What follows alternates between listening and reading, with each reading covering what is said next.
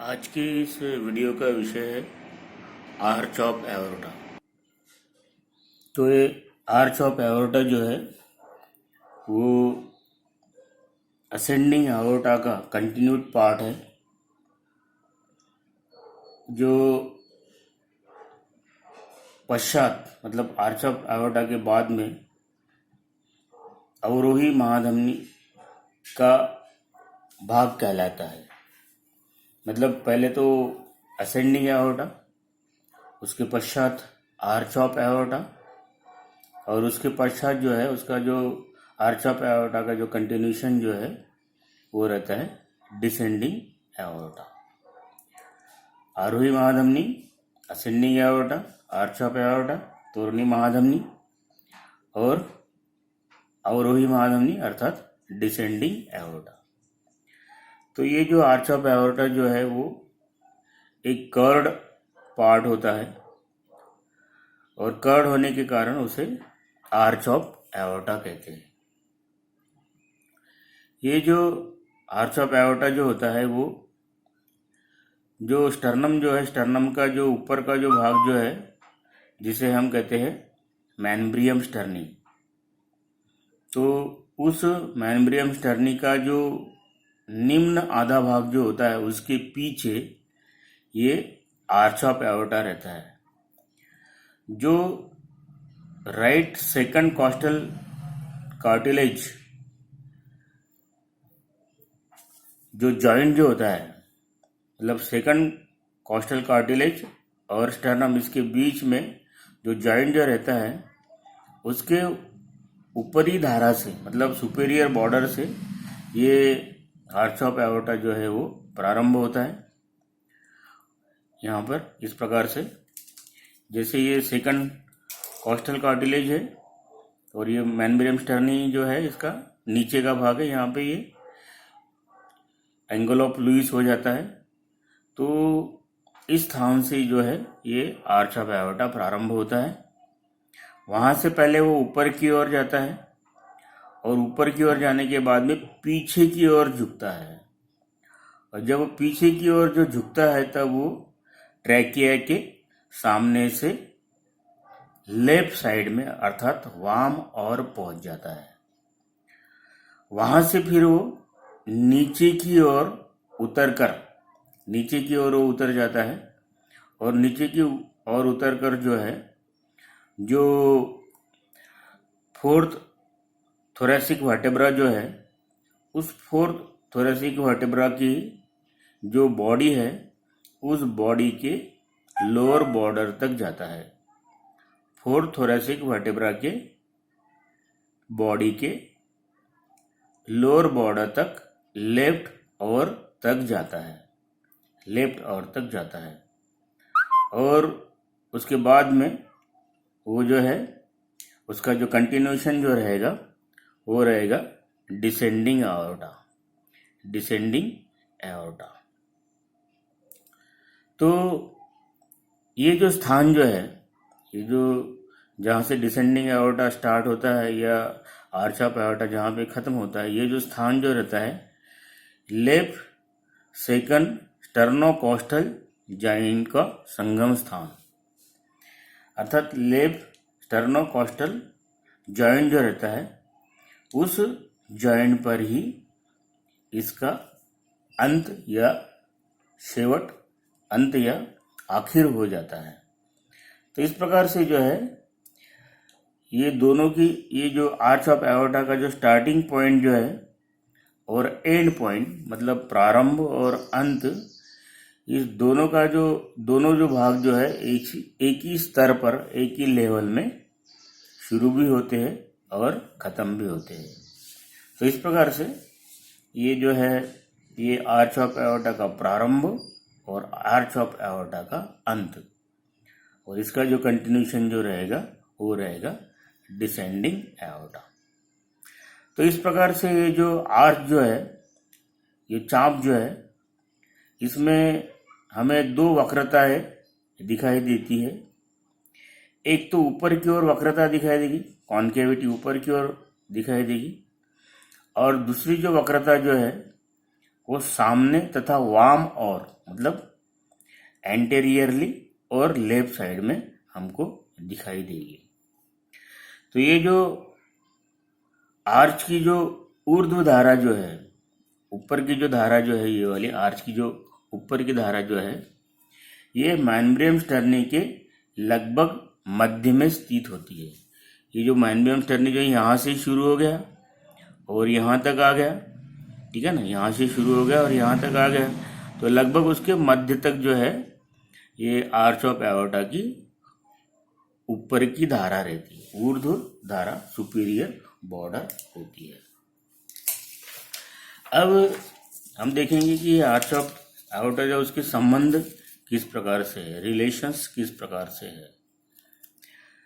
तो पहले तो हम देखेंगे कि ये जो आर्च ऑफ एओर्टा जो है वो जो लेफ्ट लंग जो है, उस लेफ्ट लंग का जो रूट जो होता है, उस रूट के ऊपर ये आर्च बनाती है।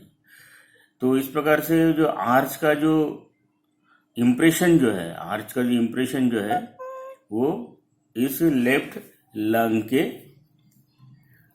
ऊपर होता है। लेफ्ट लंग के ऊपर हमको ये उसका इम्प्रेशन दिखाई देता है। तो एंटीरियरली और लेफ्ट में कौन से उसके रिलेशंस रहेंगे।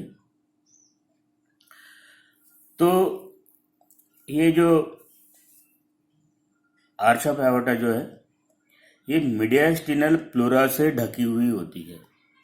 मीडियास्टिनल जो प्लूरा जो रहता है लेफ्ट लंग का, उससे ये ढका हुआ होता है।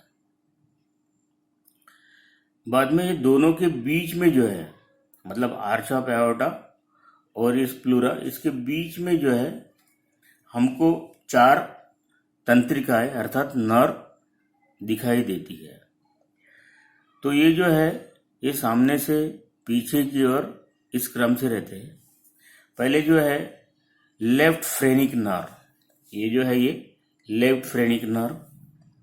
दूसरी जो है लेफ्ट वेगस की ग्रैव हृदय शाखा है, लेफ्ट सर्वाइकल कार्डियक ब्रांच। बाद में जो है वाम अनुकंपी की ऊर्ध्व हृदय शाखा है, वाम अनुकंपी की ऊर्ध्व शाखा है, superior cervical cardiac branch, superior cervical cardiac branch of left sympathetic trunk. उसके बाद में जो है चौथी जो है लेफ्ट वेगस ट्रंक, मतलब वाम प्रांदा प्रकांड। तो इस प्रकार से ये जो तंत्रिकाएं जो है, नाड़ियां जो है, ये आगे से पीछे की ओर अग्र और वाम बाजू में रहती है। उसके बाद में जो है इस महाधमनी के सामने से वेगस से जो रिकरेंट लैरेंजियल नर्व निकलती है, पुनरावृत्ति स्वरेंद्र नाड़ी, वो इसके आगे की ओर रहती है। वाम ऊर्ध्व अंतरा परशुक सिरा, लेफ्ट सुपीरियर इंटरकोस्टल वेन, वो भी आगे की ओर रहती है। आर्च ऑफ एओर्टा के इस पृष्ठ पर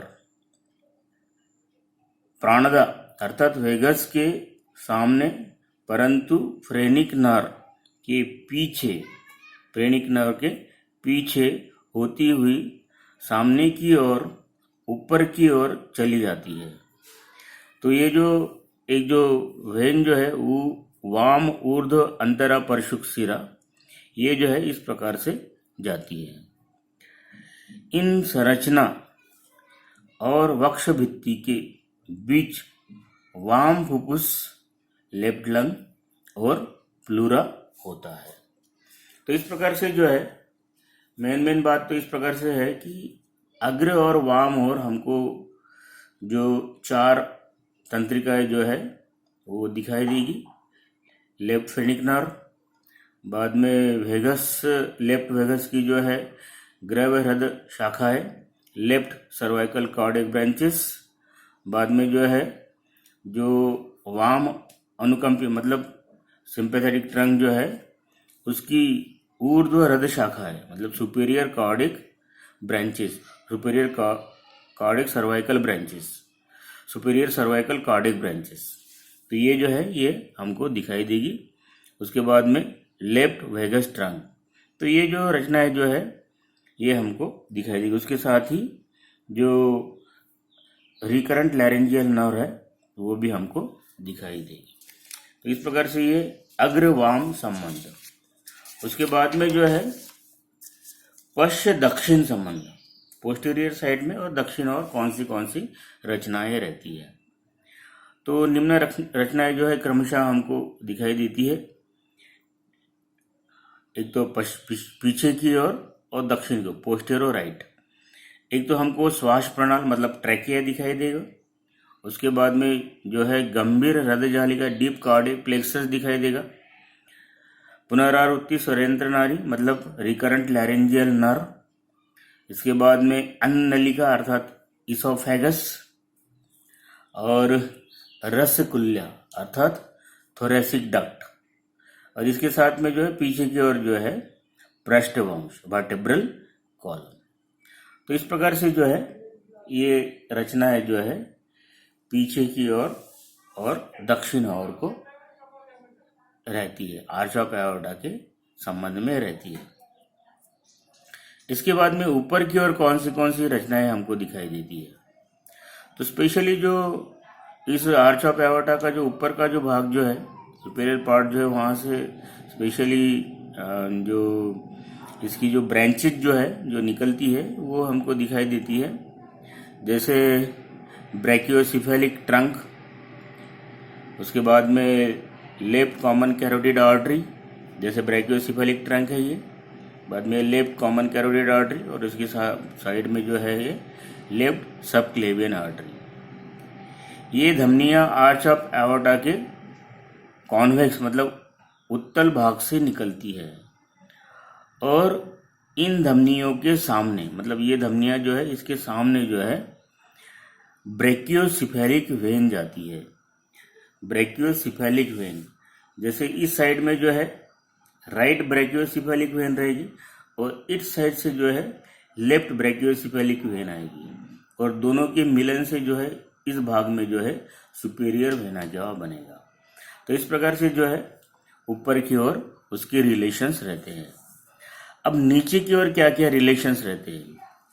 तो नीचे की जो ओर है, नीचे की ओर यहाँ पर ये जो नीचे का जो भाग है यहाँ पर bifurcation of the pulmonary trunk, यहाँ पे उसका बाइफर्केशन हो जाएगा। उसके बाद में जो लेफ्ट पल्मोनरी आर्टरी जो है और आर्च ऑफ एओर्टा इसके बीच में जो है लिगामेंटम आर्टेरियोसम रहेगा। उसके साथ ही सुपरफिशियल कार्डियक प्लेक्सस रहेगा और left recurrent laryngeal branch, left recurrent laryngeal branch.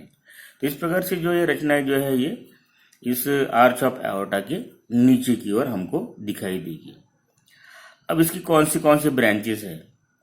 जैसे हमने इसके सुपीरियर सरफेस के जो संबंध देखे थे और वहाँ पर हमने बताया था कि जो आर्टरी जो है जो निकलती है इस आर्च ऑफ एओर्टा से वही है ब्रैकियोसिफेलिक ट्रंक, उसके बाद में लेफ्ट कॉमन कैरोटिड आर्टरी और लेफ्ट सबक्लेवियन आर्टरी। तो इस प्रकार से जो है ये आर्च ऑफ एओर्टा जो है उसकी शुरुआत, उसका अंत, उसका जो प्रारंभ जो है वो continuation of the ascending aorta से होता है और उसका जो आगे का जो भाग जो है आर्च ऑफ एओर्टा का वो है डिसेंडिंग एओर्टा। तो इस प्रकार से आर्च ऑफ